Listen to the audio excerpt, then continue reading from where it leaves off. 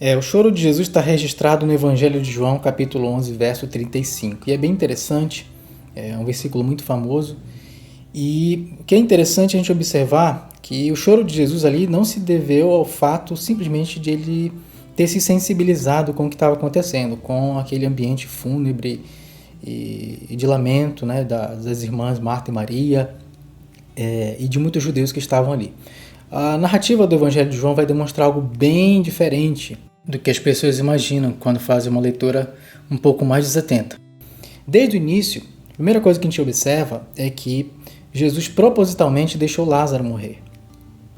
Mas também é dito que ele não fez isso porque não amava Lázaro, e não amava Marta, e não amava Maria. Pelo contrário, logo no início, lá no verso ainda número 3, João diz que alguém chegou lá e disse para Jesus o seguinte: aquele que o Senhor ama está doente.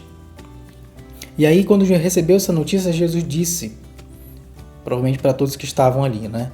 Essa doença não é para a morte, mas para a glória de Deus, a fim de que o Filho de Deus seja glorificado por meio dela.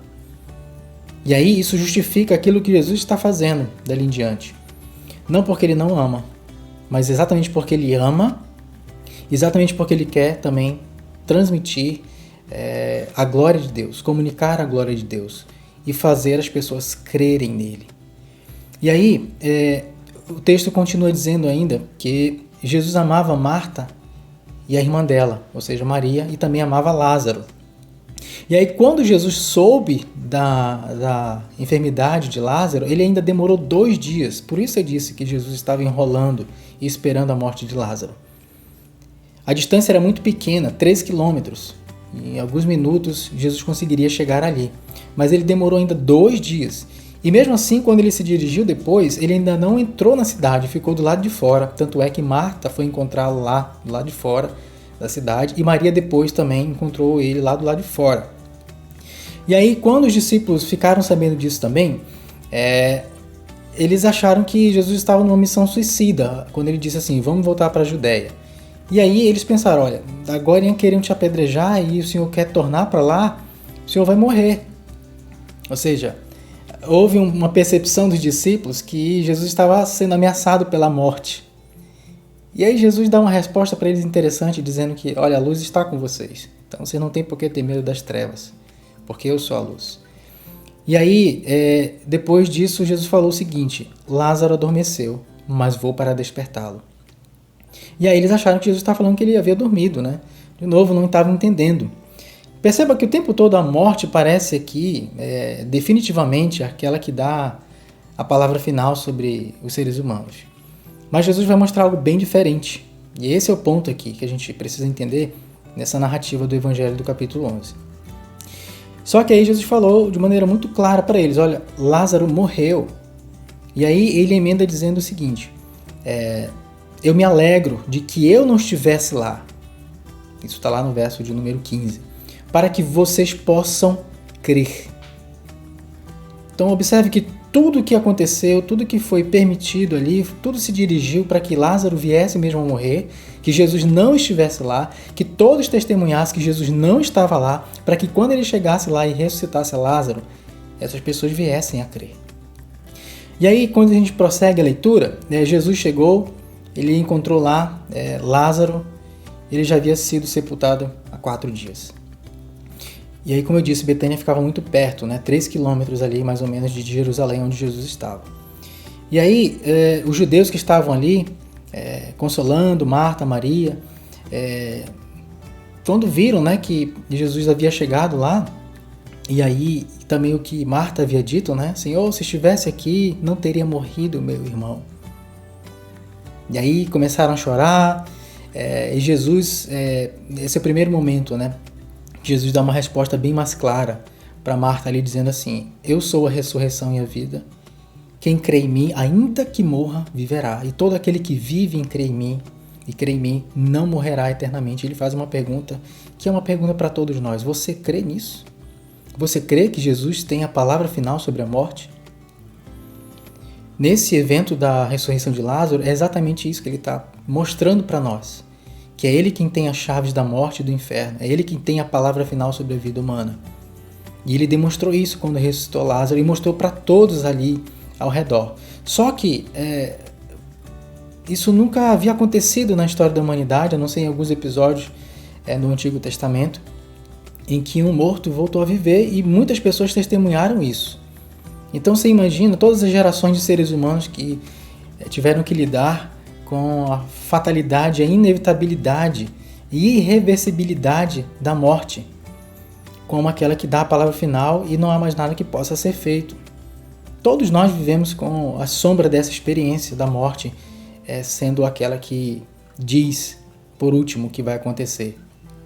E aí Jesus vem para mostrar o contrário disso, né? Quando ela disse, né, exatamente isso, se ele tivesse aqui, o meu irmão não teria morrido. Ela estava dizendo, em outras palavras, que agora que ele morreu, o Senhor não pode mais fazer nada. Agora que a morte veio, o Senhor não tem mais o que fazer. Embora ela mesma tenha afirmado, né, na sua incredulidade, mas eu sei que tudo quanto tu pedires a Deus, Ele te concederá. E aí prosseguiram, né? A narrativa continua. E aí Marta voltou, foi chamar Maria e pediu para ela se encontrar com o Senhor também ainda do lado de fora. Isso 4 dias depois, Jesus do lado de fora, enrolando, esperando. E aí Maria vai e a mesma coisa acontece. Se o Senhor estivesse aqui, o meu irmão não teria morrido.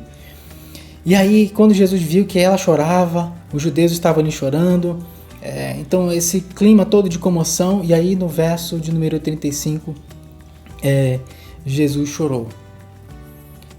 E aí os judeus disseram, olha, ele amava muito. E aí outros disseram assim, mas se ele estivesse aqui, já que ele abriu os olhos ao cego, até que ele não podia fazer, por acaso, que Lázaro não viesse a morrer? Em outras palavras, eles também estavam dizendo, se ele estivesse aqui antes e a morte não tivesse acontecido, ele poderia fazer alguma coisa, mas já que a morte já aconteceu, agora não tem mais nada que se possa fazer. E Jesus estava ali exatamente para mostrar o contrário. E aí, se você ler lá atentamente, no verso 38 está dito assim, Jesus, agitando-se novamente em si mesmo, foi até o túmulo, que era uma gruta e cuja entrada tinham colocado uma pedra. Então Jesus ordenou, tirem a pedra. Esse agitar aqui, essa comoção interior de Jesus, quando a gente vai analisar o texto grego, ele tem a ver com uma indignação. Então perceba que desde o início houve um acúmulo de indignação em relação à incredulidade das pessoas. Todos foram envolvidos com aquele clima de morte e de palavra definitiva da morte, e Jesus veio para mostrar o contrário, dizendo claramente para aquelas pessoas, eu sou a ressurreição e a vida, quem dá a palavra final sou eu, e eu vou mostrar isso para que vocês creiam.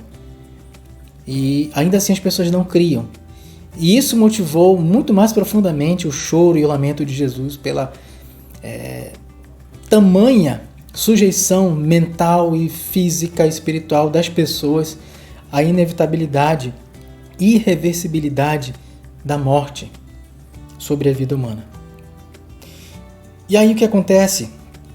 Depois que Jesus manda tirarem a pedra, ainda há pessoas dizendo assim, Senhor, mas já está fedendo, são 4 dias. E aí Jesus insiste, eu não disse a você que se você crer, você vai ver a glória de Deus? E aí tiraram a pedra, e aí interessantemente aqui vem o ápice desse momento. Jesus levanta os olhos para o céu e faz uma oração, agradecendo de maneira audível, para todos poderem escutar ali o que Jesus estava falando com o Pai em oração. Ele disse assim, Pai, graças te dou, porque me ouviste. Eu sei que sempre me ouves, mas falei isso por causa da multidão presente, para que creiam que tu me enviaste. Então, desde o início da narrativa, Jesus está buscando conduzir e persuadir as pessoas a crerem nele, que ele é de fato a ressurreição e a vida, que a palavra final sobre a morte é dele. E aí, depois disso, ele ainda, mais uma vez, ele clamou em alta voz, Lázaro, vem para fora. E aí, interessantemente, o que acontece em seguida é que, se a gente pensar no fato de que Lázaro estava morto, ele não tinha como ouvir o grito de Jesus, né? Na verdade, foi o ato final de Jesus para que aquelas pessoas que estavam ali pudessem ter a certeza de que era Jesus que estava realizando aquilo. Então por isso ele gritou, não foi por causa de Lázaro, Lázaro estava morto ainda, mas ele gritou também por causa da multidão, dos discípulos, de Marta, de Maria.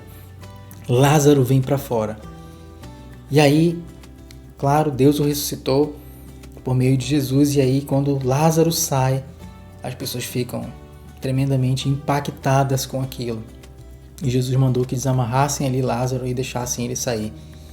E impressionantemente, muitos judeus saíram dali crendo, mas ainda outros, e aqui que vem a grande questão da incredulidade. Muitos judeus saíram de lá e começaram a planejar como matariam Jesus. E aí você percebe o quanto as pessoas se endureceram. Foram incapazes de compreender que aquele que tem a palavra final sobre a vida, aquele que tem a palavra final sobre a morte, que vence a morte, que diz eu sou a ressurreição e a vida, essas mesmas pessoas que testemunharam isso, saíram dali e foram planejar a morte de Jesus. Exortai-vos, o Evangelho para toda a vida.